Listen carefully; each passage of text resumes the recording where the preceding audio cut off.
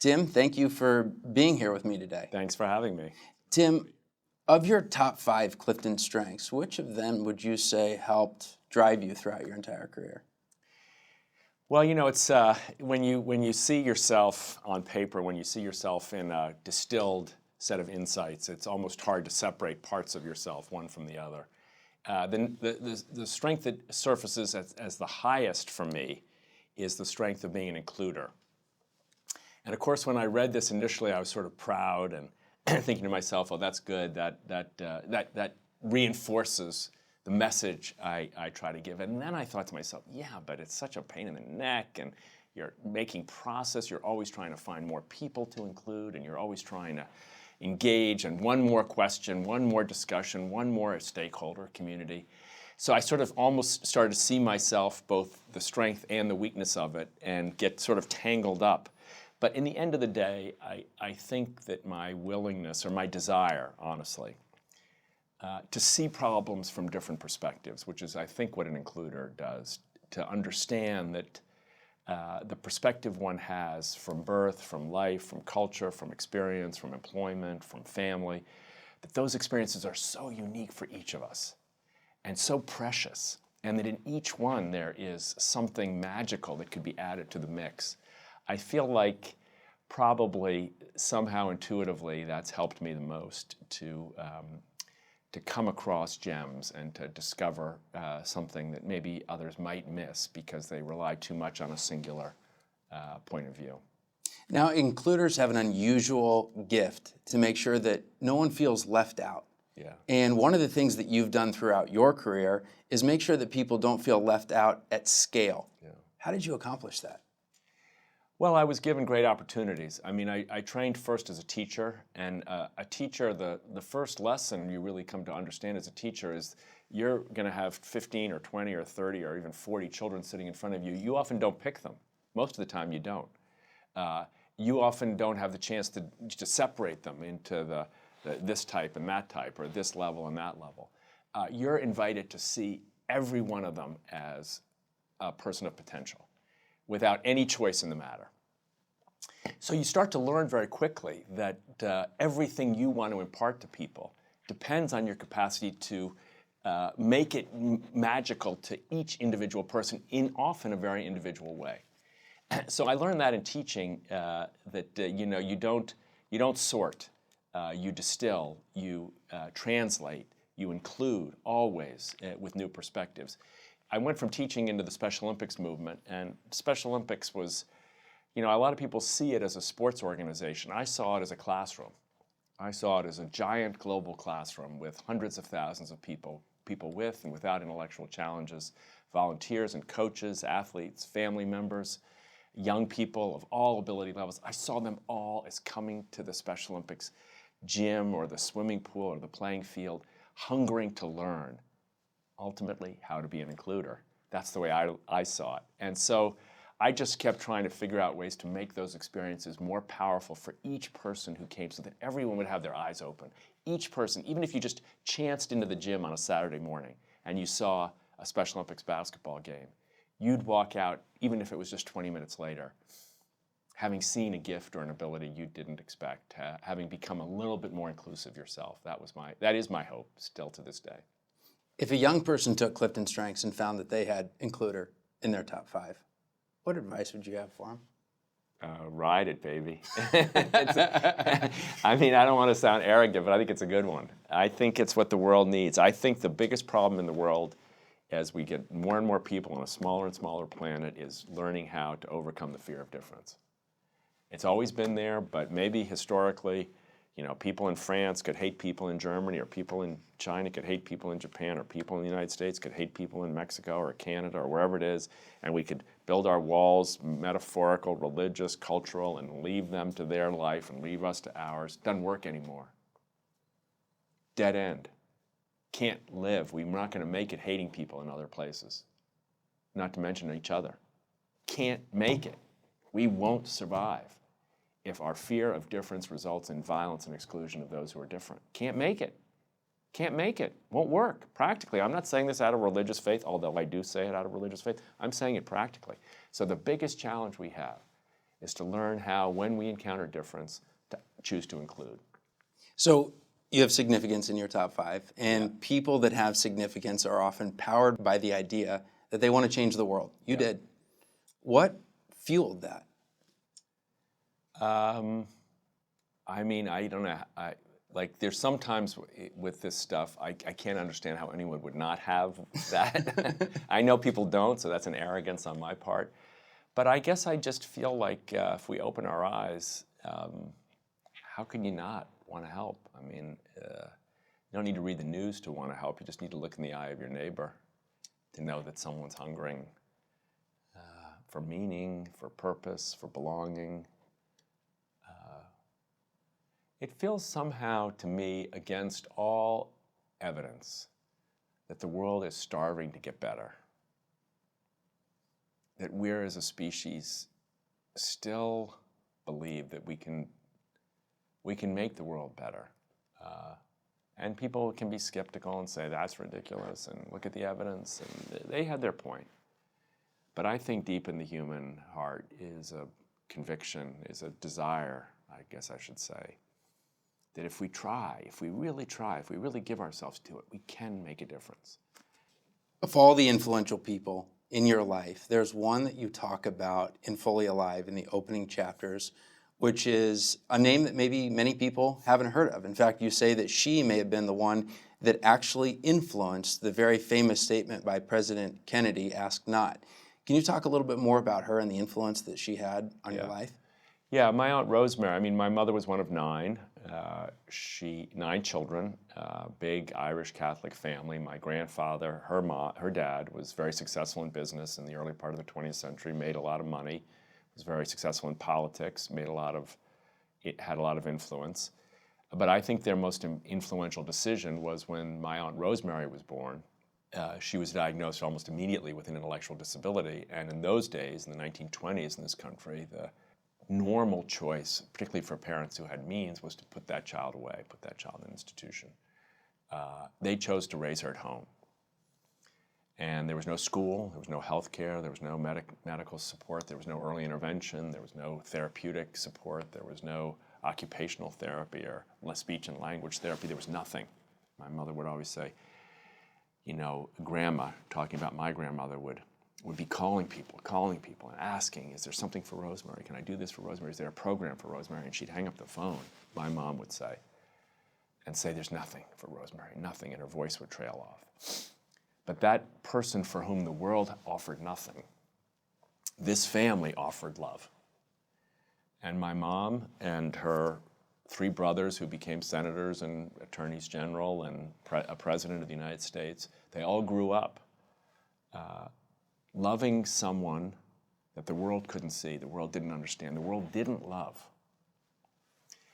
So my view is that Rosemary, simply by her presence, by her joyfulness, by the love she had for her brothers and sisters, taught them that the judgments of the world are often quite off.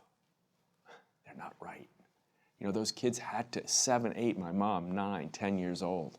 Think of the mind of a 7-year-old looking at her sister who she loves, who she plays with, and then seeing the whole world pointing at her, labeling her, excluding her, closing the door to her, laughing at her, humiliating her.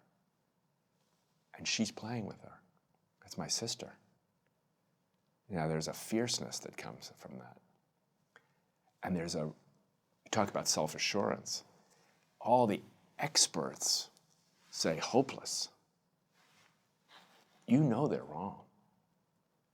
You don't have to be taught they're wrong. You know your sister is beautiful. You know she's wonderful. You know she's funny. You know she's joyful. You know she's got skills. The world is telling you that's not true. They're wrong. And so my conviction is that maybe unconscious, but that a gigantic engine of ambition and desire to soften, heal, serve the world came to President Kennedy, and came to my uncle Senator Robert Kennedy, and came to my uncle Ted Kennedy, and came to my mother Eunice Kennedy Shriver. through the eyes and heart and soul and joy that Rosemary brought them. And that somehow they knew that when they gave to Rosemary, they got something beautiful back. They got their best selves back. That's my view. Now, you put in strengths philosophy all throughout Special Olympics. What inspired you to do that, and what did it look like to have that sort of strengths philosophy ingrained all throughout Special Olympics? Well, our athletes taught me this. Before strengths taught me, and I think maybe we were, as organizations, on the same wavelength, going back 30 and 40 years, even before the strengths for leaders was distilled. Our athletes taught me that what they valued in the Special Olympics movement was being seen for what they could do, not for what they couldn't do. A person with Down syndrome might live most of their life being pointed at, being told what their limitations are, being reminded of what their disabilities are. And then they walk into the gym and they're a point guard. Or they get into the pool and they're swimming breaststroke, or they get onto the playing field and they're a striker or a goalkeeper. The identity shift from a deficit to a skill, from a weakness to strength, was just pouring out of our athletes. The starvation for, the demand to be seen for their strengths and not their challenges, just had kind of seeped into my heart, really. And when I came over here to Gallup and met the Clifton team, and you were pioneering, really, in the days when I first came over, pioneering the strengths work, I thought to myself, oh my God, this is the science. The Special Olympics athletes are the art. Let's put these together and see if we can make this statement even more bold and more powerful, not just for our athletes, but so that they can communicate their message to the rest of the world.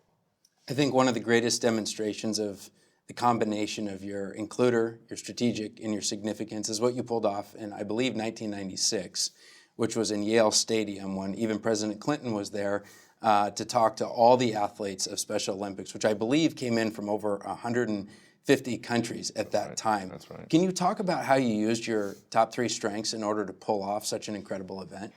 Well, in those days, the Special Olympics World Games coming to a state or a city seemed important, but maybe not. So one of the things we did with those games was we decided to send all the athletes, each country, out to a different town in Connecticut.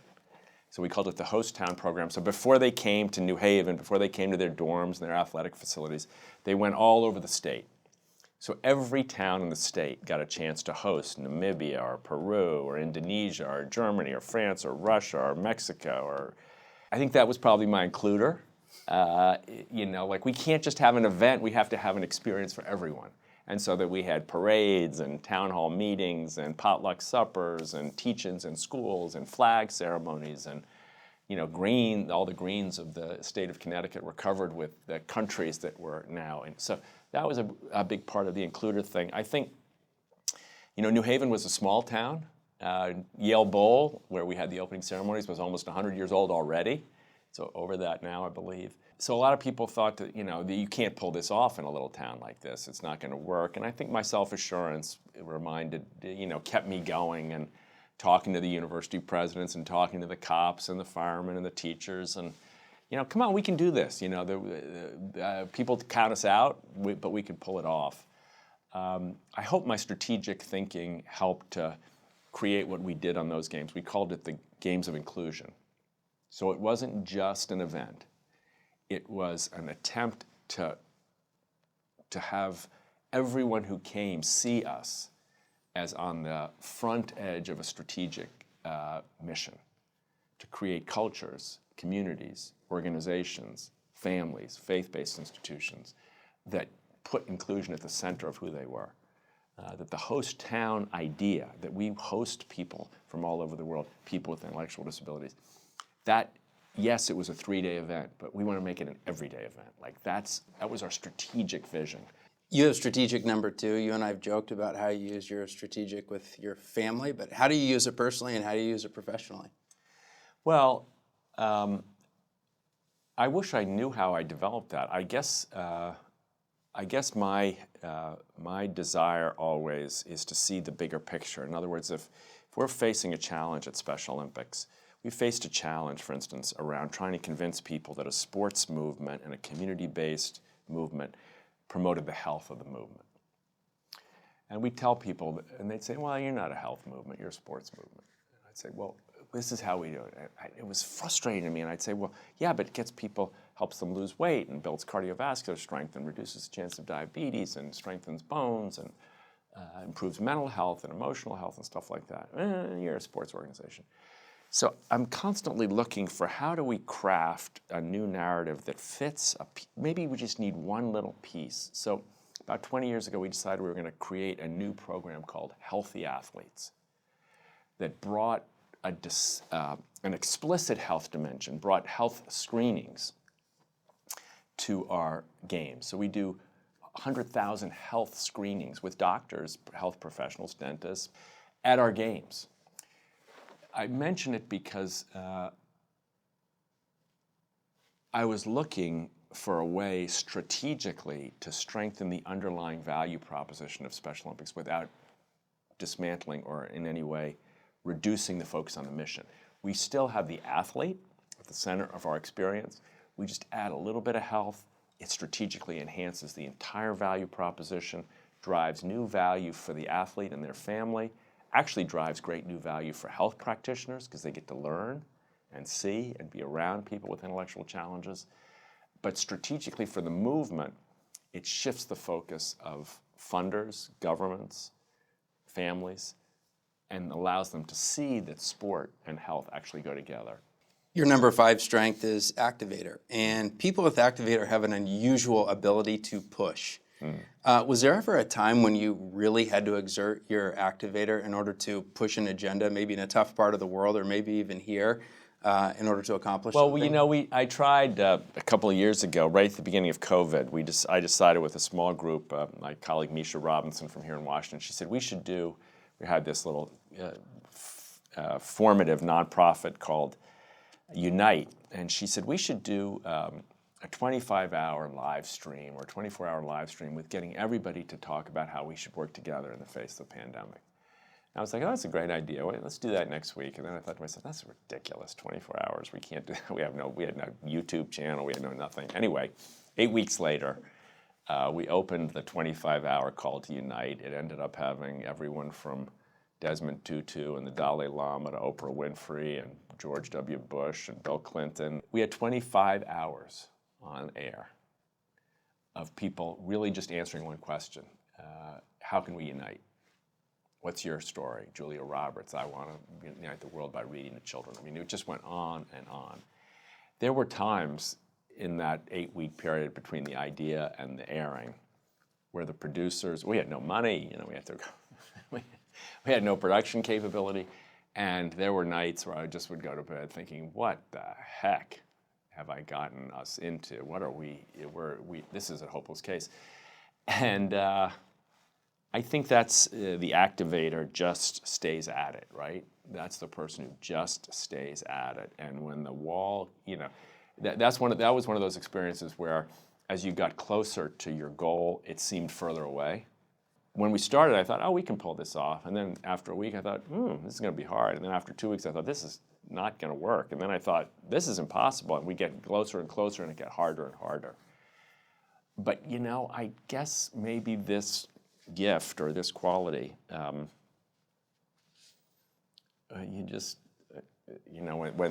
all that noise comes in on you, I think sometimes one feels like it can just crush you.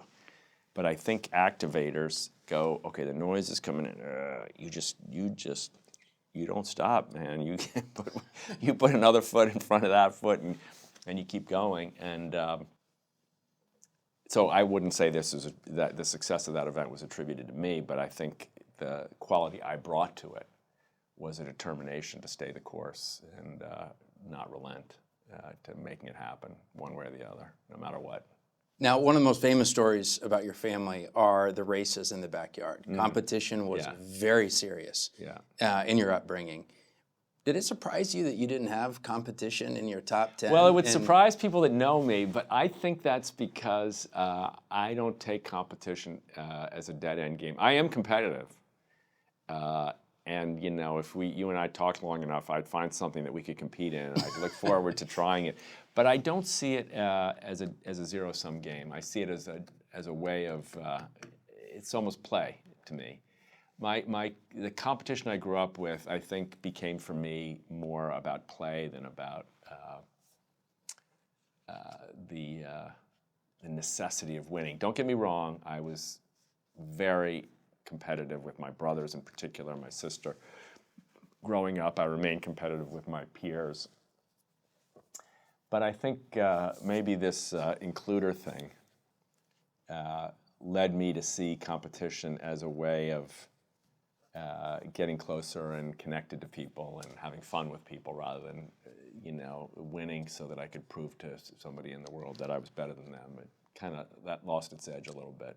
Now, all leaders have to overcome obstacles at some point in their life. What are a few of the obstacles, maybe even tragedy, that you experienced in your life, and what strengths did you use to overcome them? Well, in the Special Olympics movement, the obstacle is sadly omnipresent. It's negative attitudes. They're everywhere. You know, I knock on 100 doors for every one that opens. The no's mean people don't get health care. It means that during the pandemic, they're 6 times more likely to die of COVID than a person who doesn't have an intellectual disability. It means that people with intellectual disabilities die 20 years younger than their non-disabled peers for preventable reasons. So these are not, these are big obstacles. My God, how do you change how do you change an attitude that's everywhere? I mean, you can easily give up. But as one mom said, you know, I wouldn't change my son for the world, but I'd change the world for my son. And when I hear that, it's a little of that anger. A little anger well-channeled helps. Self-assurance helps a lot. Because when the world tries to defeat you, in the end of the day, it wears us down with negatives. And if when you've worn down and all the resources you've got just no, then all you're left with is yourself. And do I believe this? Am I willing to try again no matter what? Am I convinced that as ominous as the odds may be, I can do this?